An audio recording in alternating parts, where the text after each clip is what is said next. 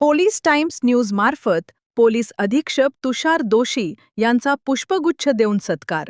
Police times न्यूजच्या टीमकडून सांगली जिल्ह्याचे नवनियुक्त पोलीस अधीक्षक तुषार दोशी यांचा पुष्पगुच्छ देऊन व शुभेच्छा देऊन सत्कार करण्यात आला.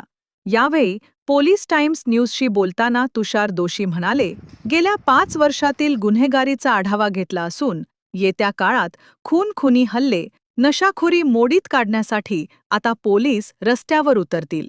तसेच सांगली आणि मिरज शहरातील गुन्हेगारी मोडीत काढण्यासाठी ॲक्शन प्लॅन सुरू करण्यात येईल. तसेच नशामुक्त करण्याचे मोठे आव्हान असणार आहे. शहरातील डार्क स्पॉटवर पोलिसांची गस्त सुरू होईल. सांगलीला भयमुक्त करणार असल्याचेही यावेळी त्यांनी सांगितलं. यावेळी पोलीस टाइम्स न्यूज मुख्य संपादक महेश पवार, महिला राज्यप्रमुख अस्मिता पटेल, मनोज भोरे, पोलीस टाइम्स न्यूज सांगली प्रमुख सतीश भादुले, प्रणव भोरे आदी उपस्थित होते.